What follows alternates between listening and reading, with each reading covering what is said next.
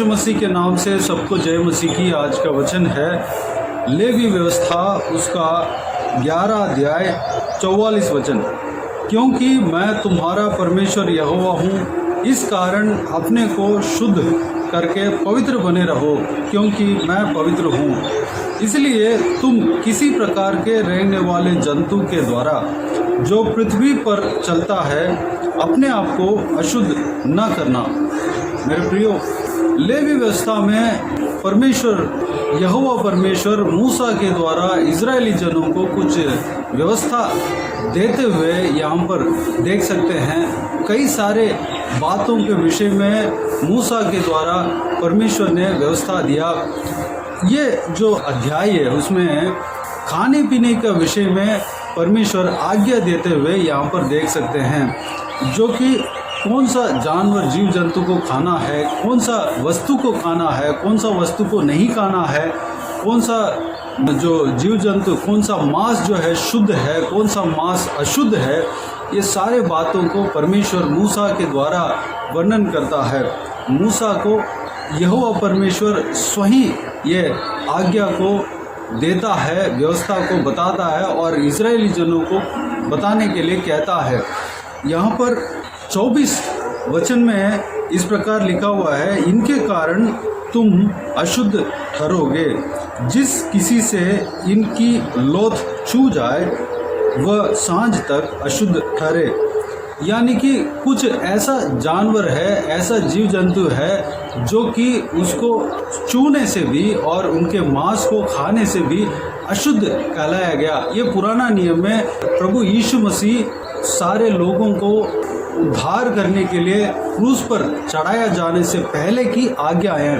अभी जो है प्रभु यीशु मसीह सारा उस व्यवस्था से, पुराने व्यवस्था जो कुछ व्यवस्था है उससे छुटकारा दे दिया है। अभी कोई वस्तु से छूने से अशुद्ध नहीं होते, कोई जानवरों को छूने से अशुद्ध नहीं होते। लेकिन इस पुराना नियम के व्यवस्था में जो भी खाने के चीज़ों के बारे में कहा गया है वह साइंटिफिकली सही है, अच्छा है। हमारे शरीर के भलाई के लिए ही परमेश्वर ने यह आज्ञा को दिया है। शरीर के भलाई इस आज्ञा के द्वारा होता है। चर्बी नहीं खाना, लहू नहीं खाना, ये सारे बातें पुराना नियम में बताया हुआ है। नया नियम में लहू के बारे में बताया हुआ है, लहू नहीं खाना है क्योंकि उसमें जान रहता है, उसमें जीव रहता है। यहाँ पर शुद्ध और अशुद्ध जानवरों के बारे में, अशुद्ध वस्तुओं को नहीं खाने के लिए परमेश्वर पुराने नियम में कहते हुए यहाँ पर देख सकते हैं। अशुद्ध जो जानवर है, जीव जंतु है, उसको छूने से अशुद्ध हो जाएंगे और शुद्ध वस्तु है, शुद्ध जीव जंतु है, शुद्ध जानवर है, उसके मांस को खा सकते हैं। इस तरह की आज्ञाएं, व्यवस्था यहाँ पर दिया है। इस वीडियो को देखने वाले में से कई सारे जन वेज हीटर होंगे, जो शाकाहारी होंगे। उनके लिए अगर आपको पसंद नहीं है तो नहीं खाना है। अगर कह सकते हैं मेरे से रुका नहीं जाता, मैं खाने से ही मेरे को तसल्ली होता है, तो उसके लिए कोई मना नहीं है। बात यह है कि हम पवित्र रहना है।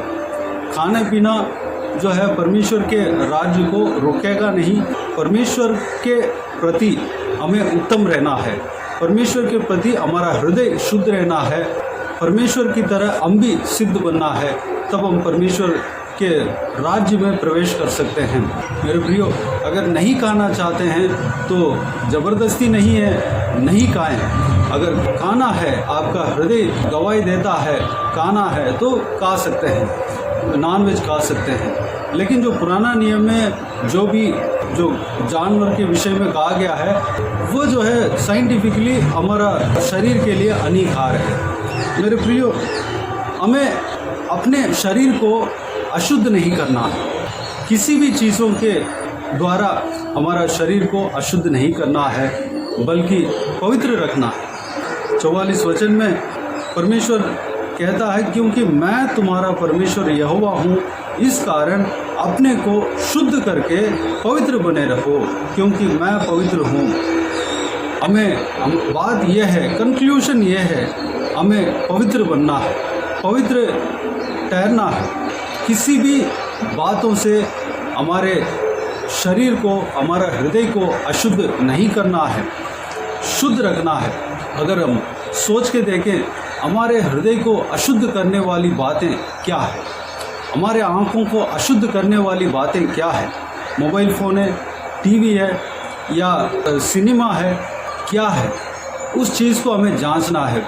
हमारा आँखों को जो भी चीज़ अशुद्ध करता है उससे हमें दूर रहना है, क्योंकि हमारा परमेश्वर पवित्र है। हमारा हृदय को जो भी वस्तु अशुद्ध करता है उससे हमें दूर रहना है, क्योंकि हमारा परमेश्वर जो है पवित्र है। अगर परमेश्वर की तरह हमें सिद्ध बनना है तो हमें पवित्र रहना है, हमें भी पवित्र बनना है। अगर हमें पवित्र बनना है तो वचन कहता है अशुद्ध से हमें दूर रहना है। जो घिनौनी काम को हमें छूना नहीं, घिनौनी काम से हमें दूर रहना है, घिनौनी चीज़ों को हमें खाना नहीं, घिनौनी चीज़ों से हमें दूर रहना है।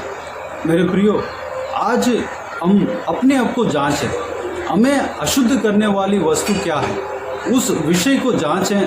उस विषय को आप जानते हैं, मैं जानता हूँ, अपने अपने पापों के विषय में अपने अपने हालत को खुद स्वयं व्यक्ति जानता है।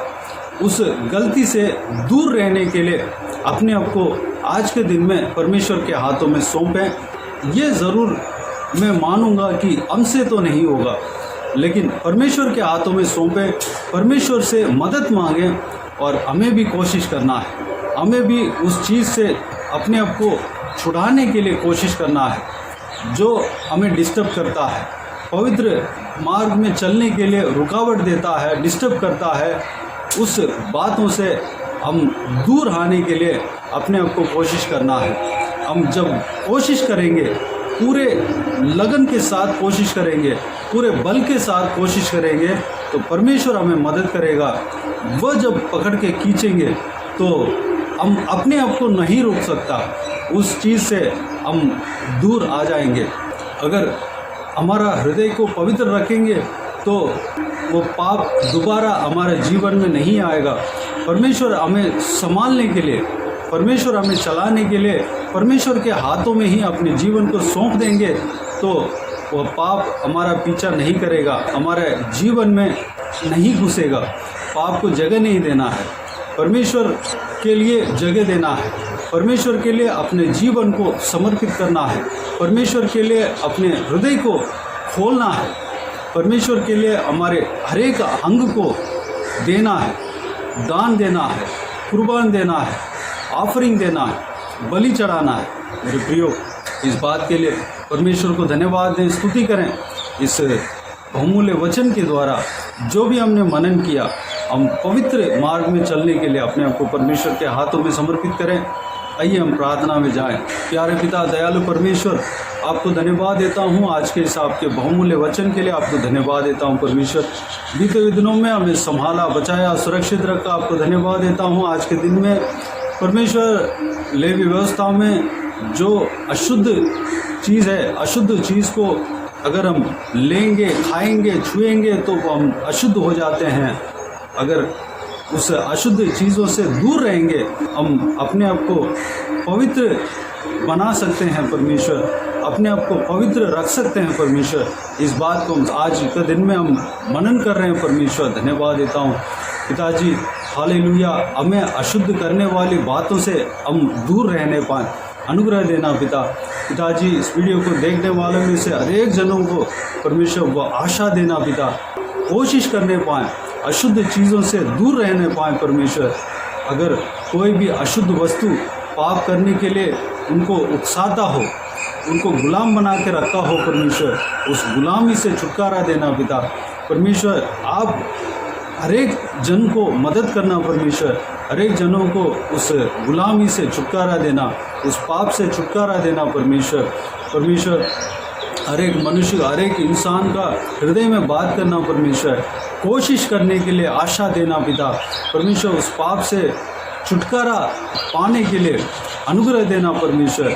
अपने आप को कोशिश करने पाएँ, उस पाप से छूट कर निकलने के लिए कोशिश करने पाएँ, अपने अपने हृदय को पवित्र रखने पाएँ, ताकि वह पाप जो है दोबारा उनके जीवन में ना आ सके। परमेश्वर हमारा जीवन में ना आ सके। परमेश्वर अनुग्रह देना पिता, हमें सुरक्षित रखना, आपके लहू से छिपाना परमेश्वर, आपके पीछे हम चलने पाएँ, क्योंकि आप पवित्र हो परमेश्वर, आपकी तरह हम भी पवित्र रहने पाएँ। आप सिद्ध हो परमेश्वर, आपकी तरह हम भी सिद्ध बनने पाएँ परमेश्वर, अनुग्रह देना पिता। हालेलुया। इस बात के लिए अपने आप को पूरे हृदय के साथ, पूरे लगन के साथ आपके हाथों में सौंपते हैं। हम बलिदान चढ़ाते हैं परमेश्वर, हमारे आँखों को आपके उपस्थिति में बलिदान चढ़ाते हैं, हम अपने मुंह को आपकी उपस्थिति में बलिदान चढ़ाते हैं, हमारा हृदय को आपके उपस्थिति में बलिदान चढ़ाते हैं, हमारा शरीर को, हमारे हर एक अंग को आपके उपस्थिति में बलिदान चढ़ाते हैं परमेश्वर, अनुग्रह देना पिता। हालेलुया। चलाना, सारा जनों को आशीष देना, किसी को भी कोई भी कमी घटी ना होने देना, भरपूर आशीष देना। कोई भी जन बीमार हो तो उनको आपके हाथों में सौंपते हैं, उन्हें छूना, चंगा करना, प्रभु यीशु मसीह के नाम से चंगा होने पाए। अगर किसी को दुख और तकलीफ हो, सारा दुख तकलीफ को दूर करना, परेशानी को दूर करना उनके जीवन से पिता, आंसुओं को पोंछना परमेश्वर। जो भी हालेलुया उनका मन की इच्छा है परमेश्वर, जो भी चाहत उनके मन के अंदर है परमेश्वर, सारा चाहत को पूरा करना, इच्छा को पूरा करना परमेश्वर। धन्यवाद देता हूँ उनके मन के परमेश्वर आशा को पूरा करने वाला परमेश्वर आप हो पिताजी। धन्यवाद देते हैं परमेश्वर, हमारे मन की इच्छा के अनुसार आप चलने वाले हैं परमेश्वर, हमारे मन के आशा को, इच्छा को आप जानने वाला परमेश्वर आप हो पिता। धन्यवाद देता हूँ परमेश्वर। सारा यूएस का घर में जो भी व्यक्ति है, सारा व्यक्तियों को आपके हाथों में सौंपते हैं पिता। हर एक जनों को आशीष देना, पवित्र करना, सुरक्षित रखना पिता, पवित्र मार्ग में चलने के लिए अनुग्रह देना। हालेलुया। जो कोई भी जन जहाँ कहीं भी जाते हैं आते हैं, उनके संग रहना, सुरक्षित रखना पिता। महिलाओं को आपके हाथों में सौंपते हैं, छोटे बच्चों को आपके हाथों में सौंपते हैं, बुजुर्ग व्यक्तियों को आपके हाथों में सौंपते हैं। हर एक जनों को सुरक्षित रखना, आपके हाथ हमेशा हर एक के ऊपर बने रहने पाए, आपके लहू से छिपाना पिता। धन्यवाद। बाकी सारे बातों को आपके हाथों में सौंपते हैं। सारा आदर, महिमा, जलाल आपको मिलती रहे। सारा दुआ प्रार्थना को प्रभु यीशु मसीह के नाम से मांगते हैं, सुन और ग्रहण कर। आमीन आमीन। प्रभु यीशु मसीह के नाम से प्रभु यीशु मसीह का आशीष और अनुग्रह हम सभी के ऊपर बने रहे। आमीन आमीन। मेरे प्रियो, इस चैनल को सब्सक्राइब करें और शेयर करें। अगर किसी को भी प्रार्थना का विषय हो तो डिस्क्रिप्शन में दिए हुए नंबर पर कॉल करके प्रार्थना करा सकते हैं, हम आपके लिए प्रार्थना करेंगे। आप अपने व्यक्तिगत प्रार्थना में हमारे लिए प्रार्थना कीजिए, इस सेवकाई के लिए, इस सेवकाई का उन्नति के लिए, इस सेवकाई में जुड़े हुए हर एक जन के लिए, हर एक आत्मिक उन्नति के लिए, तरक्की के लिए, आत्मिक आशीष के लिए, संसारिक आशीष के लिए, पारिवारिक आशीष के लिए प्रार्थना करें। प्रभु यीशु आप सबको आशीष दे। इस सेवकाई के द्वारा परमेश्वर आपके जीवन में कार्य किया हो वो भी हमें बता सकते हैं, ताकि हम सब मिलकर परमेश्वर को धन्यवाद दे सके, महिमा कर सके। प्रभु यीशु आप सबको आशीष दे। आमीन आमीन।